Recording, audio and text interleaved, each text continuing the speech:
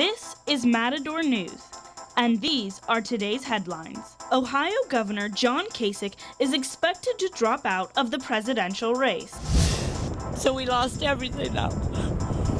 Everything I worked for the last 2 years, it's all gone in smoke now.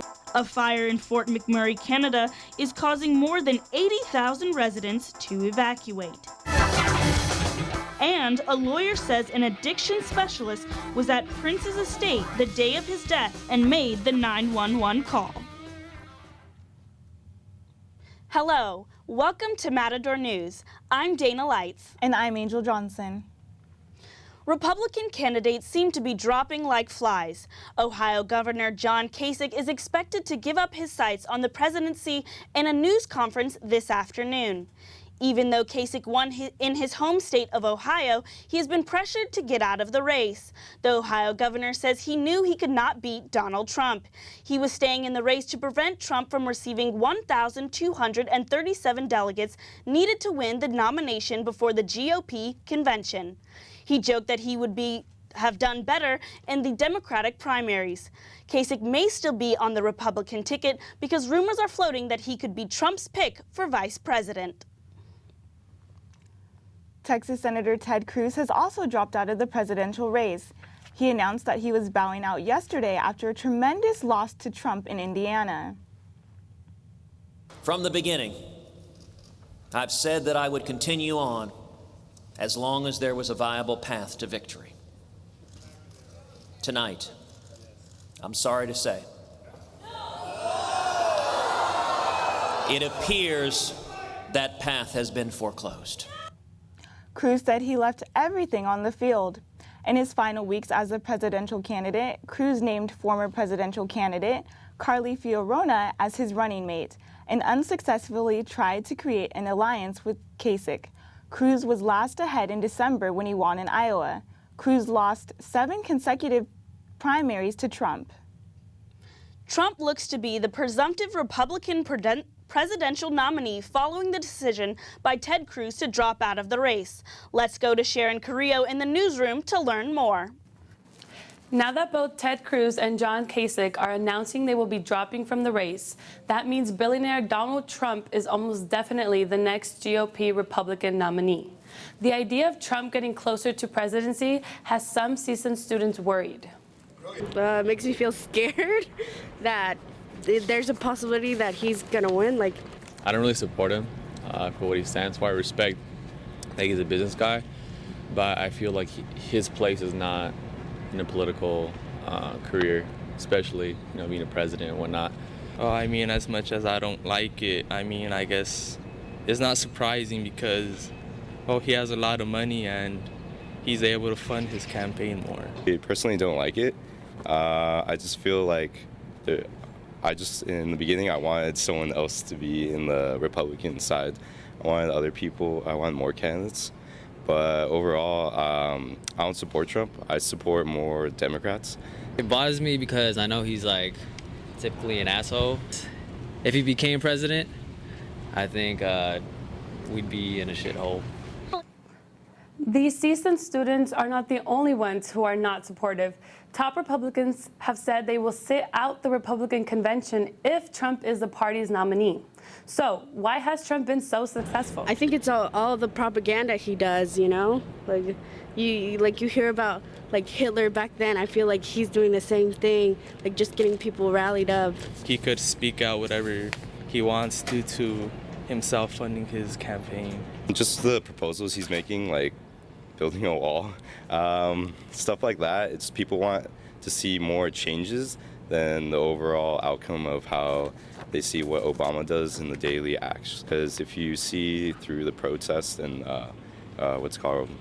Trump rallies, they're more violent than any other thing we see in the previous elections. And now let's go back to the studio with Angel, who has more on the Democratic candidates. Vermont Senator Bernie Sanders continues to push forward in the presidential race. Last night, he won the primary in Indiana. With 93% of the precincts counted, Sanders had won 52% of the votes, leaving Clinton with 47% of the votes. Even with Sanders' victory, Clinton is still in the lead for the general election. But Sanders says he is hopeful he can still win the race. He says he already has the support of the Young Democrats and believes he will gain more support when he heads to California. The next primaries will take place Tuesday in West Virginia. A fire in Canada has forced 80,000 people to evacuate the city of Fort McMurray in northern Alberta. The blaze has already destroyed 80% of the Fort McMurray Beacon Hill community. Residents say they had little time to get out. I'm very scared and very nervous. I don't know if I'll have a home to come back to, but I have my dog and I have my family, and that's all I need. I find that that's not fair. They didn't even let us take our things and when we asked them. So we lost everything now. Everything I worked for the last 2 years, it's all gone in smoke now. The fire began and doubled the size overnight, growing to 6,000 acres by Monday. Extreme temperatures and dry conditions are working against firefighters, challenging their control efforts. Temperatures are expected to drop by Thursday or Friday. The main challenge will be working against fierce winds blowing the fire in different directions. The cause of the fire is still unclear. A Navy SEAL has been killed in battle in ISIS in northern Iraq. Charles Keating IV died in an attack by about 100 ISIS members. This is the third American casualty since the U.S. sent troops to Iraq in 2014. Keating graduated from a Phoenix, Arizona high school where he was a decorated athlete. His high school track coach said Keating's decision to serve his country didn't surprise him. Keating wanted to join the Navy after the 9/11 attacks. President Obama sent Keating and Keating's family his condolences. Crime prevention on campus is an ongoing issue and is a huge concern to students and faculty. Matador News reporter Morgan Bertolotti is live in the Sundial newsroom with more. Thanks, Dana. I'm sitting here with Captain Scott VanScoy, who's in charge of the Special Services Division here on the CSUN campus. How are you today, Scott? Hi, very well, thank you. Excellent. Well, I wanted to ask you, what are some safety measures that are currently being taken to help prevent crimes such as break-ins and sexual assaults? Well, safety and security in the university obviously is probably the most important to everybody, faculty, staff, and students, and community members, vendors alike.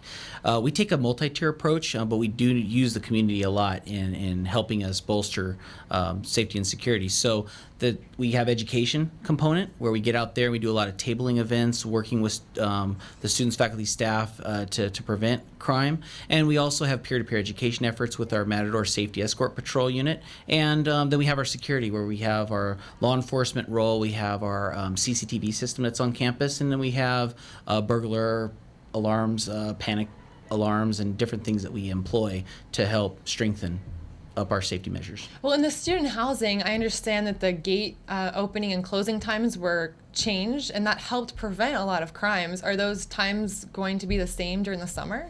Yeah, every year we go back and we assess kind of where our crime is happening. And of course, housing is a unique entity, being that it's a residential living environment, and it is running 24 hours a day up there. It has its own community center and its own tienda, eating areas, and that type of thing. So we have to employ something different, but we do have the gated community concept. It does all of our incidents of concern typically happen in the hours of the evening between 7 and 3 a.m. So we use the gate security program for that, where we have each side of the perimeter is manned by a guard shack, and it's manned by an alley bar guard, and then of course a Matador Safety Escort Patrol that'll help not only provide safety escorts to and from housing community, but they also do guest registration assistance. Well, who's in charge of handling an allegation of like a sexual harassment or assault? Who's in charge of that investigation? Okay, well, first our patrol officers will respond. If it's in the housing,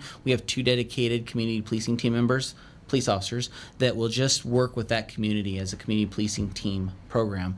But the officers handle it in the field, then it goes to our detectives, just like any municipal department back at home, county sheriffs, and we investigate ourselves. We have our own detectives that have forensic training, so they can use our crime lab that's on campus to further investigate certain aspects of a crime. and in their follow-up. And then after that, we start working with victim witness assistance at the same time. So I'm in charge of the investigation unit that focuses on that. We work with our counselors on campus. We work with Student Health Center and the various different entities on campus that can help provide the victim witness advocacy. Well, what advice would you give a student who's concerned about his or her safety? Well, to put it bluntly, pay attention to your surroundings. We are way too concerned and busy in our daily lives with family issues, financial issues. Then we got concerns of our grades and our academic standing. There's a lot of things going on, and a lot of times we forget the basic sense of what's around us. Be aware, make smart decisions. 90% of self-defense is education. 10% is actually physically defending yourself, and that's kind of the rule of thumb. But I'll give you one example. If you're walking to your car at night, you see two paths to travel, one that's well lit, one that's not. Which one are you going to take? The one that's well lit is a lot longer distance, but that's probably the smarter path. And keep your head out of your smartphones and your tablets, which is sometimes hard to do because we're so tied in with those objects. But it's easy for someone to come behind and steal your purse or your backpack or other object, pickpocket your phone out of your back pocket. Fortunately, we don't have a lot of that here. It's very rare, but it could happen. Okay, and also CSUN police and their union have filed a lawsuit against the university. They allege that they were disciplined for not meeting parking quotas. Are you able to comment about this? Unfortunately, that's something I couldn't comment. I know the lawsuit is with the university, and that's been filed. I unfortunately don't have much knowledge on that, but I'm not at liberty to talk about it at this time. Understandable. Well, thank you so much, Scott, for joining us today. This has been Morgan Bertolotti in the Sundial Newsroom. Back to you in the studio. Texas officials say a former Texas trucking employee shot his supervisor and himself this morning. The gunman was reportedly recently fired from night transportation in Katy, Texas. The Harris County Sheriff's Department says he used a shotgun and had a pistol. Authorities have not identified the victim or gunman, but Sheriff Ron Hickman says they're still investigating, but this is what they have so far. We found one of the employees was shot and killed, another injured, and ultimately the suspect took his own life a short distance away. Nearby schools went into lockdown after the shooting occurred. President Obama is in Flint, Michigan to hear what residents have endured firsthand during their water crisis. He says he hopes to reassure people the federal government is not ignoring the community's troubles. We are helping the city plan over the long term. But I think it's also important for me to shine a spotlight on the fact that Flint, although extreme, is not unique. Obama will meet with officials coordinating response efforts and with families who have been affected by the lead poisoning. He's also expected to ask Congress for more emergency funding for the city. Investigations continue into why contaminated water was allowed to Flint homes before the federal government raised any alarm. The Flint River water wasn't treated properly, causing lead from old pipes to leak into the supply. The city switched its water supply to the Flint River to save money. Federal officials say frozen fruit and vegetables are being recalled because of listeria outbreak. The Centers for Disease Control and Prevention say 8 people were infected with listeria in 3 different states. Out of 8 people hospitalized, 2 people died, but listeriosis was not considered to be the main cause. Over 350 products under 42 brands, including brands sold at Trader Joe's, have been recalled, and the FDA are listed on the FDA's website. The CDC says do not eat, serve, or sell organic frozen fruits or vegetables. Now let's go to Michael Ramirez with the latest in entertainment. Thank you, Dana. Lawyers confirm a specialist from California was sent to Prince's home in Minneapolis to prepare him for long-term treatment for addiction to opioids. That mission was to get Prince to a doctor in Minnesota on Thursday morning. He contacted a trusted colleague of his. That Minnesota doctor cleared his schedule for Thursday morning. Dr. Howard Cornfield, who operates the Recovery Without Walls Treatment Center in the Bay Area, saying his son Andrew, who works as a practice counsel. The younger Cronfield apparently brought a small dose of a medication that helps reduce opioid cravings. After finding Prince's body in his home elevator, Cronfield immediately called 911 as Prince and Prince Head were too shocked to respond. Investigators say a landing of Prince's plane in Illinois a week before his death was caused by reaction to opiate medication he was taking. The results of the April 22 autopsy are still pending. The popular Broadway musical Hamilton has earned a record-breaking 16 Tony Award nominations. It received Best Musical nomination as well as the Best Book of a Musical. The production has received a Grammy Award, a Poster Prize, and a spot on the 200 Billboard charts. It is expected to break the previous records of 12 wins by the producers in 2001. The Tonys are set to air June 12 on CBS. Now let's go to Eric Sklar for the latest in the hills. Thank you, Michael. A St. Louis jury orders Johnson & Johnson to pay a woman $55 million after she was diagnosed with ovarian cancer.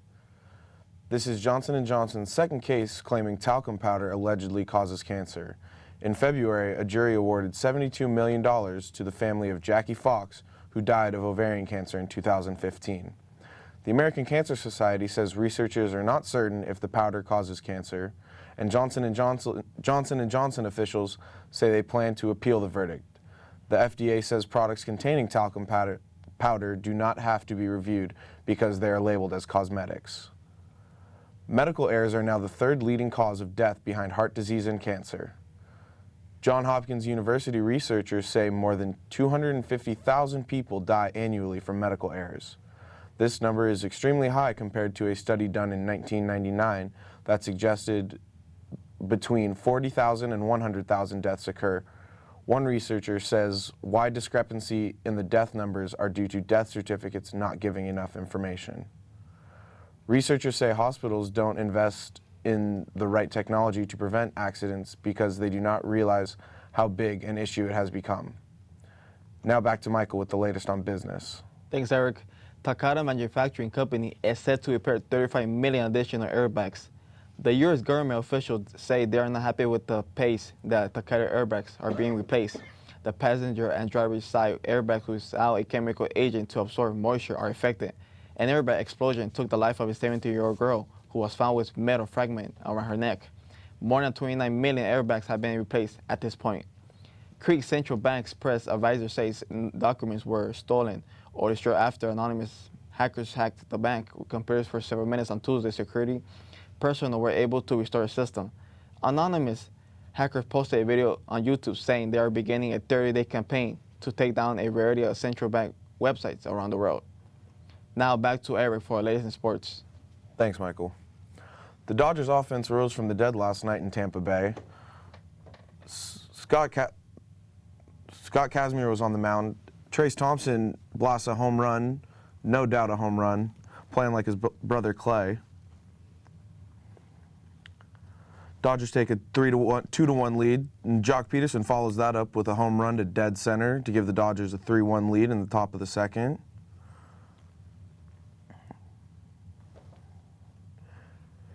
Chris Capley hits a home run for the Braves to tie the game in the bottom of the fourth.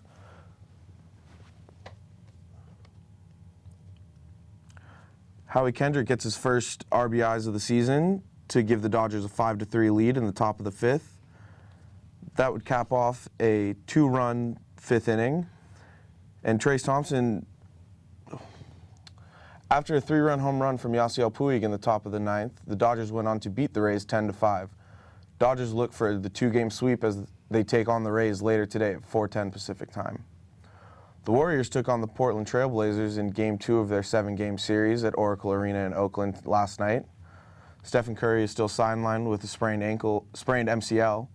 Al-Farouq Amino with the pass to C.J. McCollum in the corner for a 3-pointer. Bench was loving it. Damian Lillard with the pass to Al-Farouq Amino as he drives past Draymond Green for the slam dunk. Bench was loving it once again.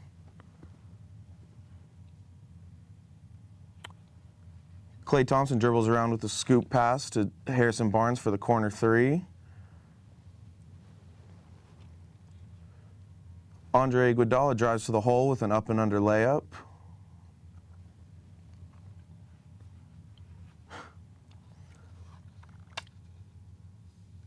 Damian Lillard with the fadeaway three. Dame Dollar Dash cashing in.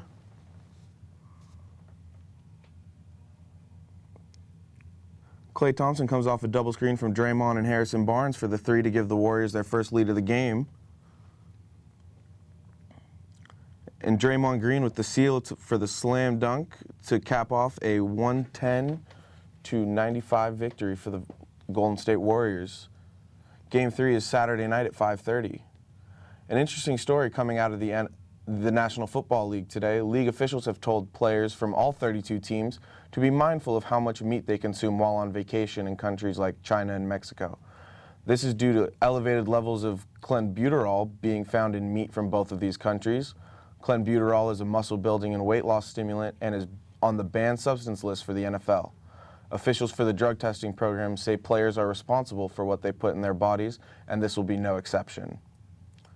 That's all for sports. Now back to Dana with the weather.